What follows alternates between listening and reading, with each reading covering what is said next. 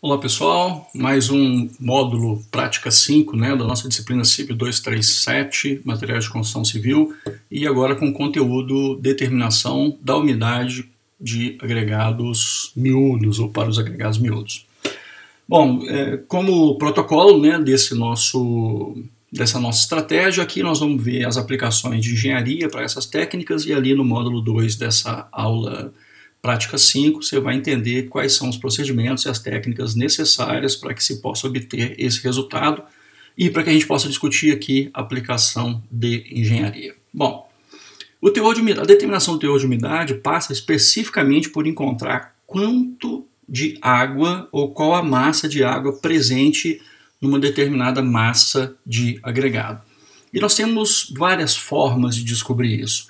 A forma mais precisa que a gente pode destacar aqui, que é utilizada no laboratório, é aquela em que nós utilizamos uma estufa, ou seja, o método da estufa. Basicamente, a umidade descrita como a relação entre a massa de água e a massa de sólidos, massa úmida menos massa seca sobre massa de sólidos. Esse material, então, vai para a estufa, o material fica na estufa por 24 horas ou até a constância de massa, ou seja, eu posso deixar por 24 horas direto e aí faço uma pesagem mais uma, verifico a constância de massa, pronto, a técnica está pronta, o ensaio está finalizado. Ou posso determinar intervalos de tempo menores, 8 horas faço a medida, 12 horas faço a medida, 20 horas faço a medida. Isso com a expectativa de tentar reduzir um pouco o tempo para determinação desse parâmetro, que é o gargalo dessa técnica. E aí, então, essa amostra vai na estufa, fica lá por 24 horas, ou você faz a pesagem até constância de massa, e o resultado é expresso dessa forma. Isso no laboratório.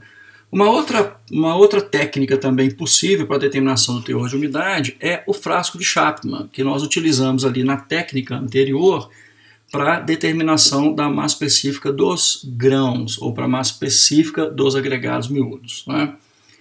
Basicamente, eu tenho uma quantidade de água que fica aderida na superfície dos grãos, isso nós chamamos de massa superficial, e essa umidade superficial representa um percentual da massa total desse agregado em relação à massa do agregado seco. E como é que então eu faço essa determinação?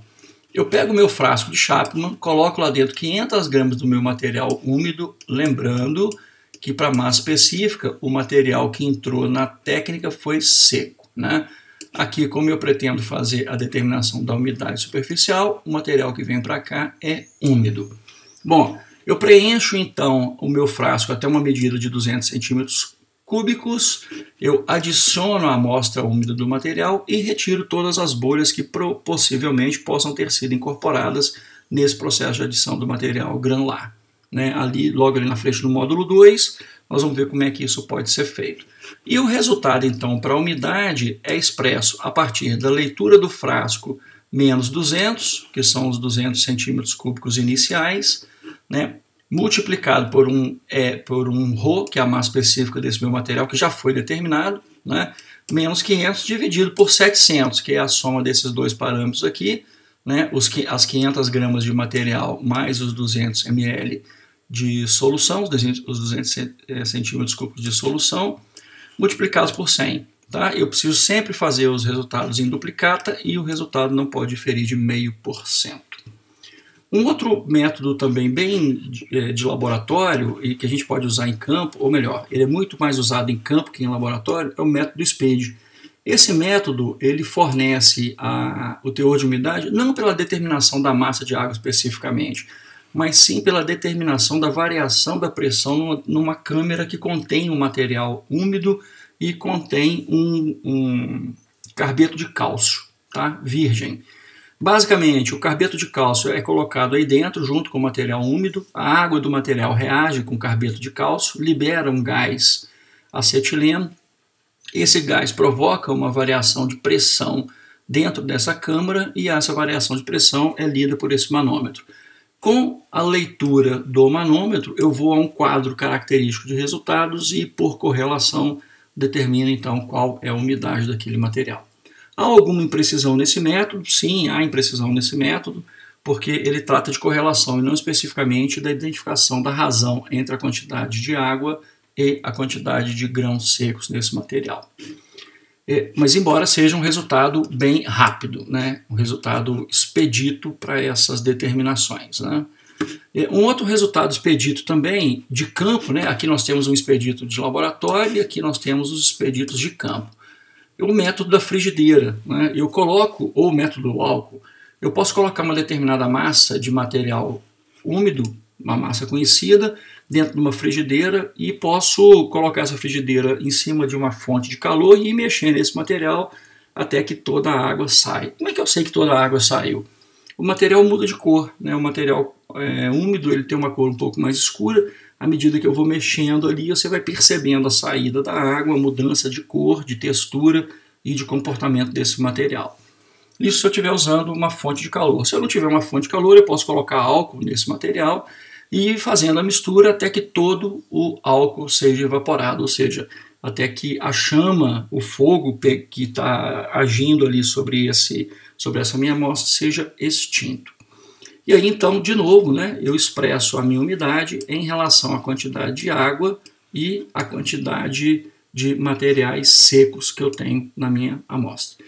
Bom, um inconveniente desse método da frigideira e do álcool é que a gente não deve utilizar para materiais com agregados com materiais orgânicos.